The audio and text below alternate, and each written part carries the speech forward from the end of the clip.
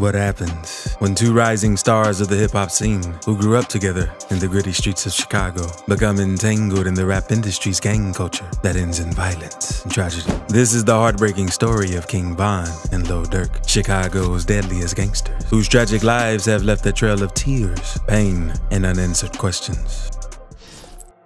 Growing up on the streets, Lil Durk had life pretty hard for him. From struggling with the projects to dropping out of high school, Lil Durk looked for ways to make life a little easier. The rapper had no choice but to turn to street life. Lil Durk engaged in petty crimes like shoplifting, hoping to survive off that. It didn't take long before he began dealing drugs and carrying weapons. Lil Durk caught his first weapons charge in 2012, and he was taken to jail, where he served 3 months. After his time in jail, the rapper decided to turn his gang lifestyle away from the public eye and run things more subtly. It was easier for Lil Durk to move things underground, as he became a rapper shortly after his release. My first gun case, I took a year. I was like, man, I'm gonna stay out the street. And I was like, I just got signed. But being in Chicago, man, I don't know. Wrong place, wrong time, like I said. They found out I was on parole still. However, the question for Lil Durk was how to keep his loyalty to the Black Disciples while maintaining his persona as an innocent rapper with no affiliation to gang crime and street life. Lil Durk decided to show his loyalty to the Black Disciples by carrying on with their beef with their rival gang members, mainly the Gangsta Disciple. Lil Durk did so by dissing gangsters in their rival gangs. One of his rivals, who felt the heat of his diss tracks, was rapper FBG Duck. Before the passing of 63rd and Gangsta Disciple rapper FBG Duck, Lil Durk called him out and dissed him on several diss tracks like Should've Ducked and Back in Blood. On his track, Should've Ducked, Lil Durk called out FBG Duck. FBG Duck had just passed away when Lil Durk released some of these diss tracks aimed at the 63rd rapper. On August 4th, 2020, FBG Duck lost his life to the ongoing Chicago gang violence. Duck was attacked a couple of weeks after releasing a track aimed at the fallen Black Disciples who had lost their lives to gang violence. T-Roy and Odie were both members of the Black Disciples who lost their lives to gangsters from the Gangsta Disciple set during the gang wars. All the names he called on the tracks were members of the Black Disciples who lost their lives to members of the Gangsta Disciples during the gang war. FBG Duck's diss track sparked outrage among members of the Black Disciples, so rapper Lil Durk took it upon himself to defend the fallen disciples from the Black Disciple set. But as always, Lil Durk was very subtle in his gang dealings. According to reports from the streets of Chicago, Lil Durk hired his right-hand man, King Von, to arrange the elimination of FBG Duck. Being one of the deadliest gangsters in the Black Disciple set, this task wasn't difficult for King Von to handle. We are sure to give you quality stories straight from our inside sources on the streets of major rap cities. Just make sure to subscribe and stay tuned to Rap Hive to get first-hand information. Like Lil Durk, O-Block and Black Disciple rapper King Von was just as deadly and powerful. Aside from being best friends and colleagues in the rap industry, Lil Durk and King Von were affiliated with the same gang, which made it easier for them to work side by side when it came to gang matters and dealing with their ops from 63rd. The rivalry between the two gang sets has been ongoing for over 10 years, and it all began after a young kid from 63rd, Shondell Gregory, also known as Tuka, was murdered on the streets of Chicago by an O-Block gangster. It, however, went mainstream after many of these kids involved in the gang violence grew up to become rappers who shared their stories through their music. One of the rappers who capitalized his music on dissing dead ops was FBG Duck. After releasing the track Dead, where he called out fallen Black Disciples, the gangsters on O-Block knew that they had to act on it, and rappers Lil Durk and King Von took it upon themselves to avenge their gang. It was about 4:30 p.m. on August 4th, 2020, when the attack on FBG Duck's life happened at the Dolce & Gabbana store, 68 East Oak Street. The rapper had gone out shopping at the designer store in a high-end street in Chicago, where he shared an Instagram post showing his location. Now, first and foremost, they pretty much detail a 15 minutes of chaotic scene where basically FBG Duck, he goes to like this opulent area. Okay, it's this rich part of Chicago. It's called like the Gold Coast, right? He goes shopping for his son. Now, he goes shopping for his son and apparently goes with his girlfriend and some other person, I think, too. Hops out the car and he's waiting online. All right, well, first big mistake. You shouldn't be waiting online when you got so much people. I get it. Insiders from O-Block revealed that as soon as FBG Duck shared his location, the block got rowdy, with gangsters screaming and chanting as 5 men hopped into 2 different vehicles as they made their way to FBG Duck's location to carry out the hit on his life. The police say simultaneously, as soon as Duck gets online, this surveillance footage, like a minute later, tracks in the surveillance footage from O Block, tracks a bunch of dudes running down the stairs like wild hyenas to 2 cars outside. Basically, they were running down to the cars to go pull up on FBG Duck. So FBG Duck is waiting online, okay? Instantly, and you gotta say, somebody made a call, right? Duh. Like, I mean, they don't have access to cameras. How do they know that Duck was there? Somebody made a call. Now, they hop in 2 cars. One's a Chrysler, one's a Ford Fusion. FBG Duck was shopping with his baby mama, as their son's birthday was just about a week away. They were just making their way out of the store when 2 men jumped out of a Chrysler and opened fire at FBG Duck, hitting him 21 times with neck, torso, and groin injuries. FBG Duck's baby mama and some passerby were also hit during the attack. The assassins managed to escape from the scene as police approached to help the victims. FBG Duck was taken to a hospital where he later succumbed to injuries he sustained during the attack. Rappers Lil Durk and FBG Duck were suspected of having carried out the hit on FBG Duck's life to defend their block. But not everyone believed this until the FBI revealed that they had an informant who told them that Lil Durk and King Von were most likely behind the incident. According to this informant, a famous rapper affiliated with the Black Disciples put up a bounty on FBG Duck's head shortly after he released the track, Dead. The Black Disciple rapper offered to pay a sum of $50,000 to anyone who was able to take out FBG Duck. However, when no one picked up the bounty, the rapper increased the offer to $100,000. Don't ask me what the price is, man. It ain't gonna hang yet. You want $1? $1.05? At the time, the name of the person involved was not revealed, but the informant didn't fail to mention the most crucial part of his testimony. He revealed to the FBI that they were in fact 2 Chicago rappers who were involved in the elimination of FBG Duck. While one offered hundreds of thousands of dollars, the other rapper made custom-made O-Block jewelry for certain members of the Black Disciple set. 5 members of the O-Block Street Gang, a faction of the Black Disciples, arrested and federally charged with committing murder in aid of racketeering. Charles Liggins, Kenneth Robertson, Carlos Alford, Christopher Thomas, and Marcus Smart, all residents of Chicago. The year after, 5 men who were O-Block members were arrested for the murder of FBG Duck. The men, Charles Liggins, also known as C. Murder, Kenneth Robertson, also known as Kenny, and Kenny Mac, Carlos Ofert, also known as Los, Christopher Thomas, also known as C-Thang, 22, and Marcus Smart, also known as Muwap, were all charged with the murder in aid of racketeering and federal firearms violations and assaults in aid of racketeering. Both Muwap and C. Murder were rappers known to be affiliated with Lil Durk's Only the Family label. But then I called the number back and he was like, blah, blah, blah. We just want to inform you that, and these were his exact words. We just want to inform you that we have arrested the men who assassinated your son. And it was like something in me was like, what? According to the authorities, these men arrested and charged with FBG Duck's assassination are all members of O-Block and the Black Disciples gang, who had publicly claimed responsibility for acts of violence across Chicago. The authorities also claimed that a number of them used social media and music to increase their criminal enterprise. When the FBI examined data for Muwap, C. Murder, and C-Thang's cell phones, it was shocking that they discovered conversations with rapper King Von about the custom-made chains. C. Murder. Okay. Yeah. And both of these on one? 19 to 2010. Okay. Born date, yeah. And this is on one pendant? Yeah, 1922. Okay.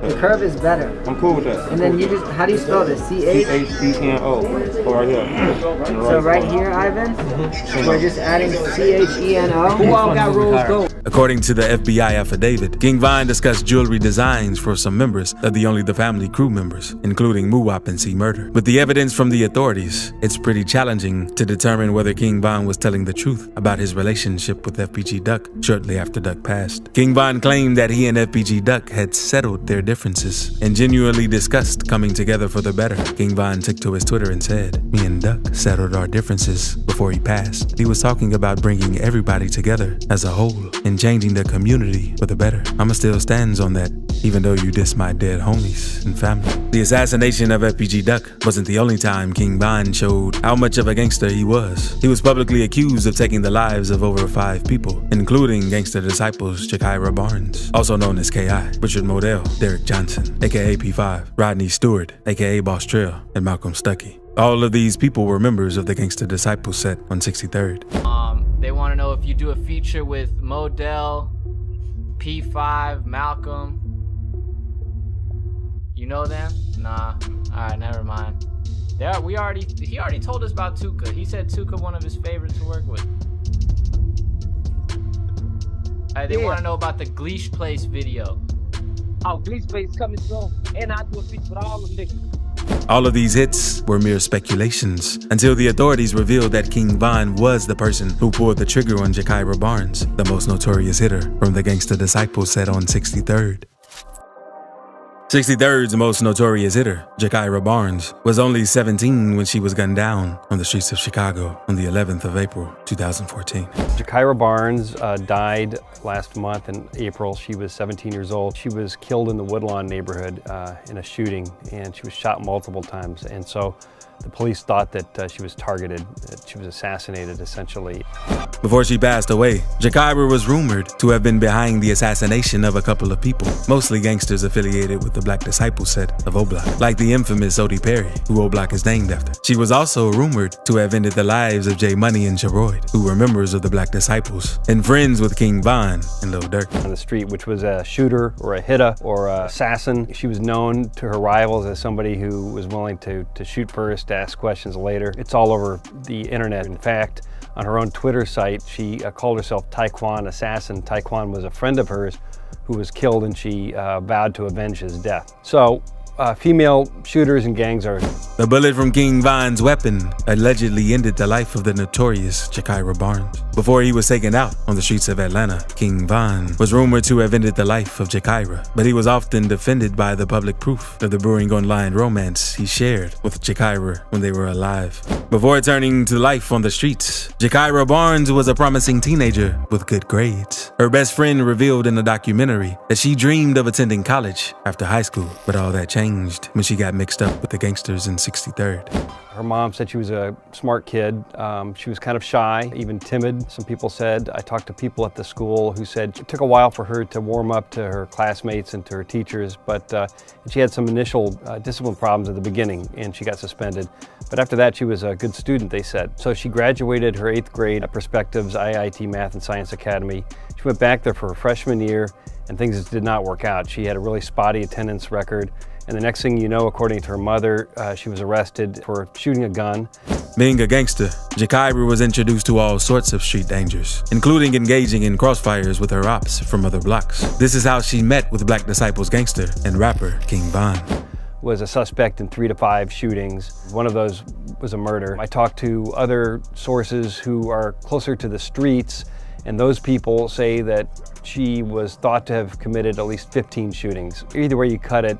King Von and Jakira never hid their feelings for each other. But while King Von wanted Jakira to abandon the gangster life, Jakira only lived for the streets. From sending flirty texts on Twitter to sending death threats to each other, Jakira and King Von did it all. In a tweet posted to King Von's account, the rapper wrote, "At Taekwon Assassin, good afternoon, wifey." To which K.I. responded, "At King Von from the Wick, LOL, pound funny, what up, dude?" King Von replied to K.I.'s tweet saying, "At Taekwon Assassin, LOL, I'm missing you. I be having you on my mind a lot, on David." But despite having such a heartwarming relationship, King Von and Jakira never shied away from the chance to hurt each other. They once met on a train where they got involved in a fight. After the fight, King Von wrote on Twitter, "I'll get whooped on the train, lackey. Think about it." To which K.I. replied in a tweet, "My arm up my ear, and I got a bruise on my face. Ain't got but a bruise on my face, but ain't tripping that 40 cal, but a hole in that opper's face." King Von and Jakira continued to go back and forth on Twitter until K.I. did something that King Von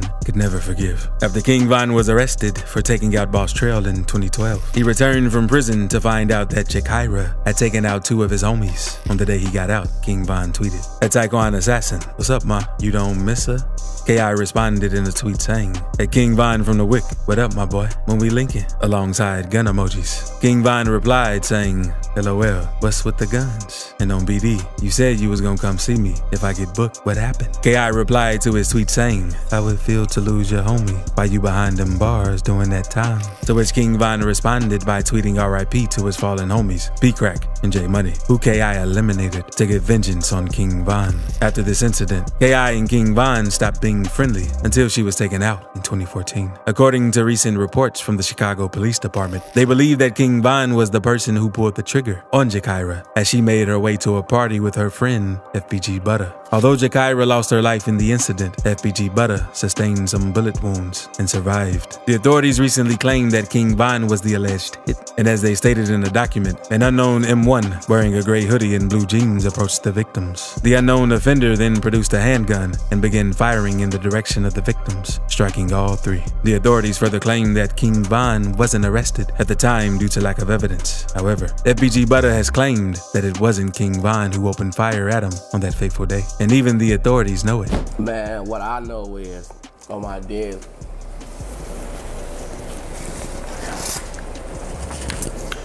Von didn't kill Kai. Period. And I ain't saying that because Von didn't kill Kyra. I got shot too. I was right there. I got shot too. He claimed in an interview that after the incident, the homicide unit approached him and asked him if he could identify the hitman. Only reason why no charges pursued on Von because when homicide came to me, I'm a live victim. They get that, hey, is this the person who shot you? And once I saw who they brought to the pit, no. Hell no. And I ain't just say that because, oh man, you know, it's supposed to be your Tino. Although he claimed he knew the person, he just couldn't snitch and speak on it. I saw the motherfucker who popped us. He did. On first grade. And there was some grown in A-ski. On first grade. V-Roy ain't to do with that shit, fuck. That shit a facade, but you gotta think about it though.